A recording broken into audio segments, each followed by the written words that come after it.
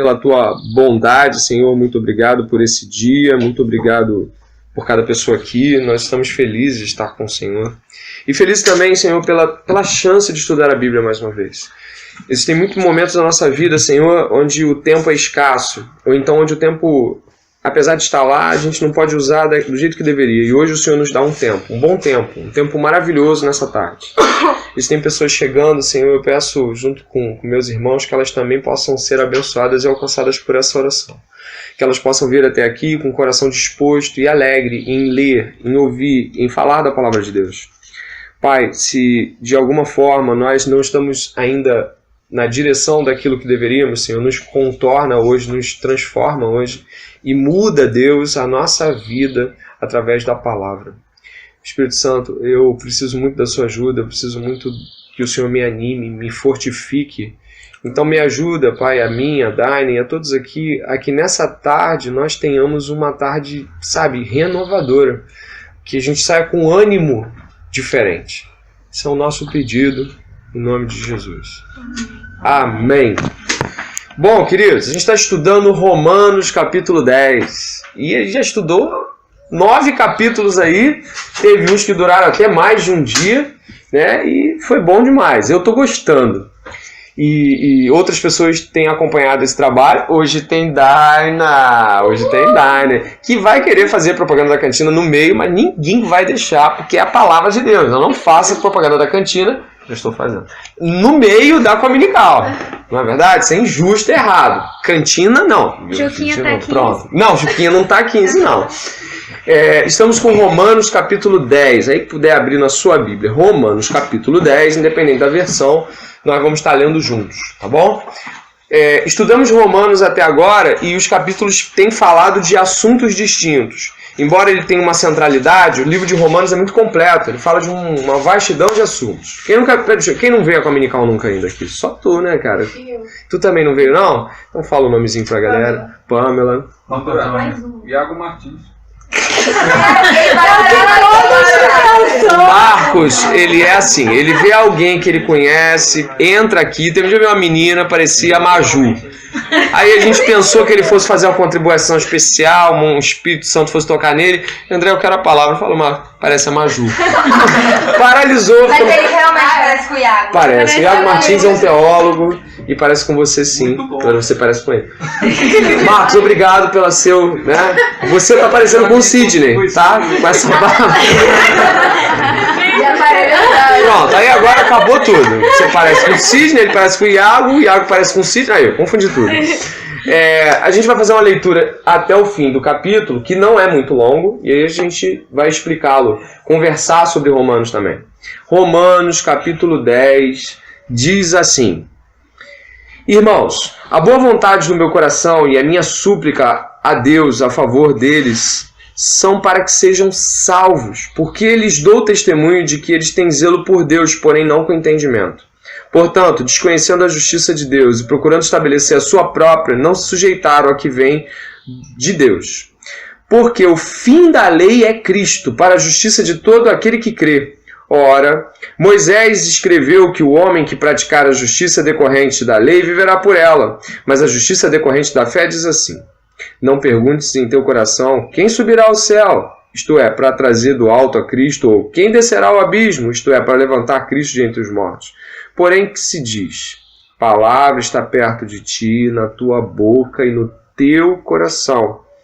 Se com tua boca, isto é, a palavra da fé que pregamos, se com tua boca confessares Jesus como Senhor e em teu coração creres que Deus o ressuscitou dentre os mortos, serás salvo.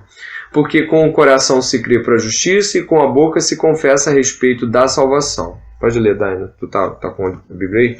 Continua a leitura aqui do verso 11. Pode ser do 11. Portanto, a Escritura diz: todo aquele que nele crê não será confundido, pois não há distinção entre judeu e grego, uma vez que o mesmo é o Senhor de todos, rico para com todos os que invocam. Porque todo aquele que invocar o nome do Senhor será salvo. Como, porém, invocarão aqueles em quem não crê? Aqueles em quem não creram. E como crerão naqueles de quem nada ouviram? E como ouvirão, se não há quem pregue? E como pregarão, se não forem enviados? Como está escrito: quão formosos são os pés daqueles que anunciam o Evangelho. Dos que anunciam o Evangelho. Continua até o final, né? Até o final. Mas nem todos obedeceram ao Evangelho, pois Isaías diz: Senhor, quem acreditou na nossa pregação? E assim, a fé pela pregação e a pregação pela palavra de Cristo. Mas pergunto, porventura não ouviram? Sim, por certo. Por toda a terra se fez ouvir a sua voz e as suas palavras até os confins do mundo. Pergunto mais, porventura não terá chegado isso ao conhecimento de Israel? Moisés já dizia: eu vos porei ciúmes com um povo que não é nação. Com gente insensata eu vos provocarei ira. E Isaías a mais se atreve e diz: fui achado pelos que não me procuravam. Revelei-me aos que não me perguntavam por mim. Quanto a Israel, porém, diz: todo dia estendi as mãos a um povo rebelde e contradizente. Amém. Então, assim, o que é isso que a gente está lendo? Está lendo um capítulo do livro de Romanos. O livro de Romanos foi escrito por Paulo mais ou menos entre 55 e 58 da nossa era. Esse livro ele é muito importante, alguns brincam que ele é o quinto evangelho, porque ele traz toda uma construção completa, quase sistematizada da fé cristã. Paulo escreve a uma cidade que ele não tinha ido ainda. Paulo é um apóstolo, ele é o mais conhecido apóstolo juntamente com Pedro, e Paulo nesse momento aqui escreve uma carta, ou seja, uma carta antes de Paulo. Paulo não chegou à cidade, envia uma carta para que as pessoas que vão receber tenham certeza do que ele pensa. Então, quando a gente está aqui discutindo a Epístola aos Romanos, você pode pensar assim, cara, eu nunca li nem a Epístola toda, eu nunca li nem essa carta, eu nunca li Bíblia na minha vida. Você também pode nunca ter lido Bíblia e entender o que vai acontecer aqui. Não precisa se perder para entender Romanos. Deixa eu só dar uma vontade, claro. Olá, boa tarde, fica à vontade. É psicóloga. Vontade. Aqui tem um puff aqui, ó. Tem um puff aí, tem um ali, tem um aqui. Pode falar, Dani, fica à vontade. Não, bom, é um dado importante, porque futuramente, do decorrer do estudo, a gente vai acabar tendo que abordar ele, que como você já disse, Paulo ainda não havia visitado a cidade, mas ele tinha a intenção de visitá-los, então ele resolve mandar uma carta para mostrar o evangelho que ele pregava e quem ele era, e para o povo romano recebê-lo futuramente. Na verdade, a ideia dele era primeiro visitar Jerusalém, e logo após ele ia para Roma, e logo após ele iria para Espanha, né, que era o trajeto ao qual a maioria dos comentaristas acredita ser o destino final. E isso é importante gravar nesse momento, que no decorrer do assunto, né, vai fazer todo sentido. Então ele considerava, né, aquilo que a cidade de Roma fosse visitar ele, fosse recebê-lo, gente, desculpa, eu tô nervosa demais. Fosse recebê-lo. Então ele ele pretende ir para Jerusalém para poder, né, dar assistência aos irmãos necessitados, inclusive os gentios iriam ajudá-los, o povo de Jerusalém, e o povo romano seria, quando ele fosse visitar Roma, seria uma espécie de descanso para Paulo, um povo que iria assistenciá-lo, estaria ajudando, e ele esperava que o povo de Roma, os romanos, ajudassem ele na viagem para a Espanha, onde Paulo acreditava que ele era um apóstolo dos gentios. Então não fazia nenhum sentido ele ficar em Roma, sendo que ali todos já ouviram falar do Evangelho, todos já conheciam Cristo. De igual forma, onde ele estava em Corinto. Então, quando ele escreveu a carta, provavelmente ele estava em Corinto, não assim verídico, né, comprovado, mas provavelmente ele estava em Corinto, e Jerusalém ele só ia dar uma assistência, então ele ia para, no caso, Espanha. Essa era a motivação dele. Ele estava buscando ajuda ali, auxílio do povo romano, para visitá-los futuramente, expondo o evangelho a eles, e futuramente ele estaria indo para a Espanha pregar o evangelho para quem ainda não, para os gentios que ainda não tinham conhecido a Cristo, conhecimento de Cristo. E nesse contexto, se você olhar o verso 1 e 2, e aí eu quero que você possa olhar de novo, do Romanos 10, irmão de boa vontade no meu coração, a minha súplica a Deus em favor deles é que sejam salvos. Está falando dos judeus. André, eu não entendo esse negócio. É o seguinte, a Bíblia foi dada aos judeus. O começo da trajetória é com eles. Deus levanta um povo de Abraão e esse povo se torna o povo hebreu, que depois vai ser os judeus. A única tribo que sobra é a tribo dos judeus. Esse povo hebreu recebe toda uma trajetória histórica de relação com a aliança com Deus, de mandamentos com Deus. Só que Paulo fala uma coisa aqui no verso 1 muito interessante. Ele fala assim, olha só, olha o verso 1 aí, de Romanos 10. Irmãos, a boa vontade do meu coração e da minha súplica a Deus a favor deles, dos judeus, dos israelenses, é que sejam salvos, porque lhes dou testemunho que eles têm zelo por Deus, porém não com entendimento. Cara, isso é muito interessante e é antagônico, né? Porque ele vai falar o seguinte assim, ó, eles têm um determinado tipo de conhecimento acerca de Deus, mas o verso 1 diz assim, ó, sejam salvos. Paulo está pedindo a Deus que eles sejam salvos. Peraí. Eles têm conhecimento de Deus, verso 2. Verso 1, Paulo quer que eles sejam salvos. Não parece estranho? Pô, se tem conhecimento de Deus, deve estar salvo. Não necessariamente. O verso 1 com o verso 2 combinam uma coisa que a gente às vezes teima em não perceber. Ter conhecimento de Deus. Ter zelo, ele não fala nem que é conhecimento. Repare que a palavra é zelo, ó. Não sei como é que está na Bíblia de vocês. A minha está zelo, na de vocês também está zelo? Verso 2. Zelo, ele tem zelo por Deus. Os caras não têm só conhecimento, eles praticam coisas relacionadas ao Deus que eles creem. Eles conhecem, eles praticam, mas não são salvos. Incrível, né?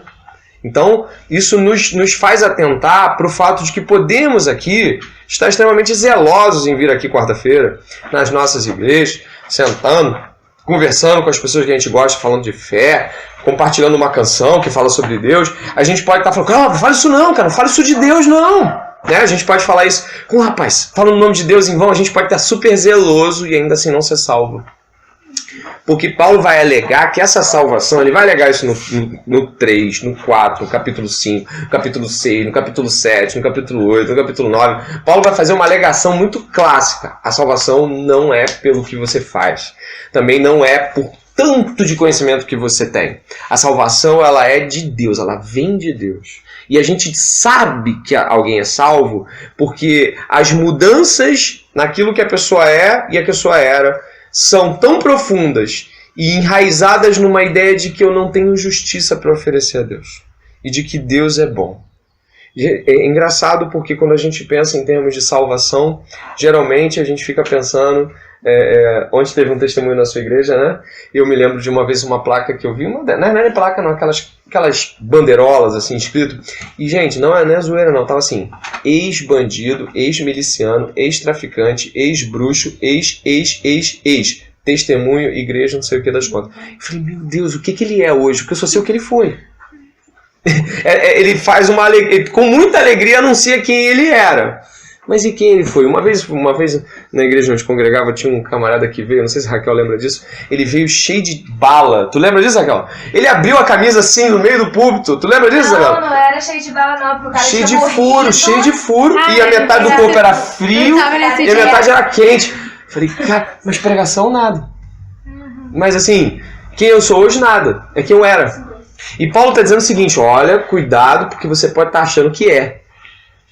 Mas não é. Por mais que eu tenha zelo de Deus, você tenha zelo de Deus, o zelo não traduz salvação necessariamente. Eu posso ler a Bíblia todos os dias, eu posso orar todos os dias, eu posso praticar meditação bíblica, eu posso ir para a igreja. Tem igreja que tem todo dia, gente. Tem igreja que tem, né? Não é o caso do seu congresso lá, não. Tem igreja que tem culto todo dia. Eu fico pensando o que as pessoas fazem com tanto culto, né? Eu fico assim, gente, segunda, terça, quarta, quinta, sexta, sábado, domingo. Se o pastor decidir em todos os cultos, ele morre de cansaço, né? Mas a verdade é que esse zelo todo pode não ser salvação. tá? Não, pode não ser a tradução de salvação. Alguma coisa? Esse zelo, então, seria tipo uma religiosidade? Religião todo mundo tem. E é inevitável que todos temos religiões. Eu costumo falar isso em sala de aula quando eu falo com os meus alunos. Eu tenho um amigo que ele é flamenguista religioso. Se você chamar ele na hora do jogo do Flamengo, a devoção é completa. Ele, cara, você me desculpe. Teve um dia que eu lembro que eu falei assim, cara, meu aniversário vai ser domingo tal hora. Cara, eu posso chegar 40 minutos atrasado? Por quê? Cara, não, a seleção joga. Eu falei, cara, mas a seleção não joga hoje, cara. A seleção vai jogar na Copa América mês que vem. Ele, cara, seleção, cara. Tipo, Flamengo. Eu falei, cara, tu vai parar o mundo por causa do Flamengo? Infelizmente, a religião tá em todos nós. Todo mundo aqui é religioso por alguma coisa. A religiosidade, sim, no aspecto biblístico, a religiosidade é completamente algo que te afasta de Deus. Ela não te traz nada de positivo. Jesus lutou contra essa religiosidade por muito tempo. Dá completar alguma coisa? É muito interessante quando Paulo fala isso. Não podemos... É quase impossível tirar um pouco do 9, não tirar um pouco do 9, um pouco do 11 para falar sobre o 10. No final do 9 ele está falando sobre a mesma coisa, sobre o povo judeu, mas ele tem um motivo pelo qual ele disse isso, né, com relação ao zelo, que uma das coisas com qual Paulo se deparou era com conflitos entre os judeus e entre os gentios. Enquanto os judeus se gabavam por ser o povo escolhido, os gentios se gabavam por ser totalmente livres. Nós sim vivemos plenamente a graça, os judeus não. Então ficava nessa rixinha entre os dois, quando na verdade Paulo ele ficava entre isso, né, de certa forma, porque apesar dele ser judeu, como eu já disse, ele era considerado um apóstolo dos gentios. Então ninguém melhor que Paulo para reconciliar esse povo. Então a ideia de Paulo, quando ele escreve isso, ele escreve, gente, olha só, ele começa dizendo, olha, eles têm um zelo, o zelo deles, tudo bem que eles têm o zelo deles, mas é um zelo sem entendimento. E quando se torna um zelo sem entendimento, é um zelo de fanatismo, se torna fanatismo. Então, eles não tiveram... eles tiveram conhecimento, eles tiveram zelo, como André disse, mas eles não tiveram um zelo ligado ao entendimento do porquê eles estavam fazendo tudo aquilo. E é o que nós fazemos, ou pelo menos o que eu fazia, e Cristo me resgatou da religiosidade. E talvez muitos aqui possam estar vivendo e não sabem o porquê eu estou fazendo essas coisas. O André deu um exemplo das coisas que a gente faz na igreja. Por quê? E se tornou um zelo sem o conhecimento, quando Paulo, na verdade, ele estava querendo pegar esses dois povos, né, que eram na verdade, eles não estavam se ligando nisso. Ele estava querendo pegar essas rixas e fizesse com que esses dois povos, para se humilhassem perante a graça de Deus. Esse era o intuito de Paulo também. Gentios, vocês não têm do que se orgulhar porque vocês são completamente livres. Nem judeus vocês têm que se orgulhar porque a mensagem chegou primeiro a vocês, como é falado em Romanos 3. Mas vocês têm que pegar tudo isso, a graça que Deus derramou sobre vocês, e se humilharem perante a Deus. Essa era a ideia.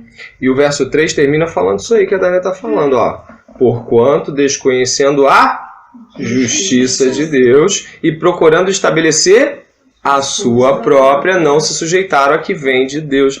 Porque o fim da lei é Cristo. Olha que interessante, cara.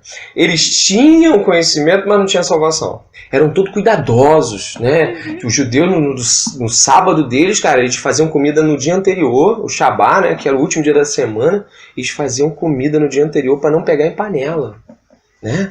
E aí Jesus criticou esse ponto de vista. Não é isso que Deus pensava quando falou sobre o dia de descanso, o dia de meditar sobre Deus. E ele vai jogar aqui, ó. Eles desconhecendo a justiça de Deus, estabeleceram a sua própria e não se sujeitaram a que vem de Deus. Já ouviu frases assim? Não sei quem aqui já deve ter ouvido falar. Pô, tô tão parado na igreja. Tô fazendo nada na igreja. Tô só sentado no banco. Cara, pode até ser de fato que você deveria fazer mais coisas, mas... Cara, será que isso também não é um traço, quando eu falo de religiosidade? De uma preocupação com o ativismo, ao invés de uma preocupação em traduzir Deus com suas obras? Sabe o que eu tô dizendo? É assim, eu tô parado, esse semestre eu vou ficar só me alimentando. Fiquei pensando assim, parece um boi, né? Preparado-se pro abate. Esse ano eu vou tirar para ficar sendo abençoado na igreja. Eu vou ficar... Sabe, irmãos, eu trabalhei muito por muitos anos e esse ano eu vou ficar só recebendo. Essa é a palavra. Eu vou ficar só recebendo. Tá, e aí, no ano que vem você volta com toda a força. Eu fico tentando entender o que é ficar só recebendo. Eu fico tentando entender como é que isso se comunica com o Evangelho, porque não é o ativismo que nos recomenda a Deus. Não é ficar fazendo tudo o tempo todo.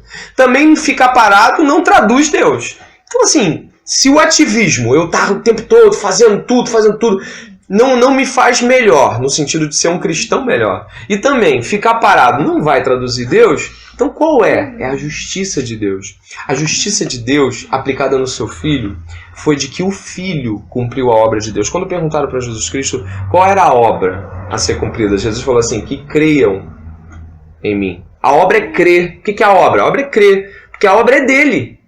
Pensa só comigo. Jesus falou que a obra é crer em Deus, porque a obra é dele, em nós.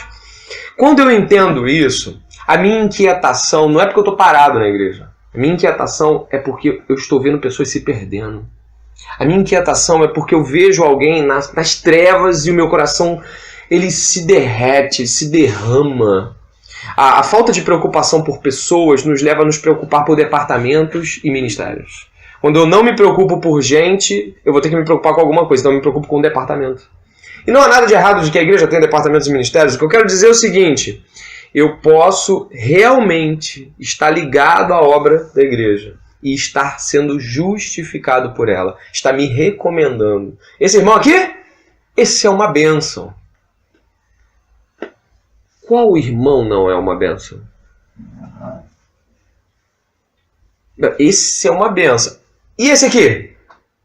Eu penso, ele não faz nada na igreja. Ele não é fiel dizimista. Esse aqui Deus está trabalhando. Tipo, ele não é uma bênção. Porque eu olho as duas justiças, eu vejo a justiça dela e a justiça desse. Então essa é uma bênção. Por que ela é uma bênção? Porque aparentemente ela é mais crente, né? Irmão, não há nenhum tipo de hierarquia entre os salvos. Salvo é salvo. E vive pelos méritos de Jesus Cristo. Salvo é salvo, ponto final. Agora, se somos salvos e temos consciência de missão, a gente vai para fora, a gente transforma o lugar onde a gente vive, a gente se relaciona com a transformação desse lugar e fala assim, cara, eu não posso deixar de escapar a chance de que Cristo seja reconhecido nesse lugar. Então, quando nós estivermos pensando em fazer alguma obra, e uma obra zelosa, que seja para demonstrar Cristo, e não porque estamos parados. Estou tão parado. Já falou isso? Quem já falou isso aí? Ninguém falou não? Já falou? Tu já falou, Isabela? Tô tão parado aí. Pior do parado é que se compara com o ativo, né? Gente... Sabe que eu tava conversando aqui, não sei se, com a Carol. A gente tava falando sobre discipulado e tal. E aí eu fico pensando, como pode ser a mente de alguém que ainda não discipulou alguém? Ela pode pensar duas coisas. Caraca, eu ainda não discipulo ninguém, eu não tenho um discípulo. Que vergonha, 72 anos de cristão. Ou ela pensa assim, Senhor, meu coração queima de angústia por saber que eu sei e ele não sabe. Senhor, dá-me filhos, senão morrereis. Será que o coração é o mesmo? Não é. Será que eu quero gente para que Deus seja louvado? Ou eu quero aumentar o zelo da minha religiosidade? Né?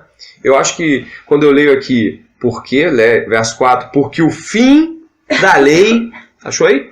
Verso 4, fim da lei é Cristo, para a justiça de todo aquele que crê. A palavra grega aqui não é fim de acabar, é fim de finalidade. Então, Cristo é a finalidade da lei. Os 10 mandamentos, eles têm como finalidade revelar Deus. O fim, a finalidade, o porquê, a temática central, o desenvolvimento da coisa toda, a completude é Cristo.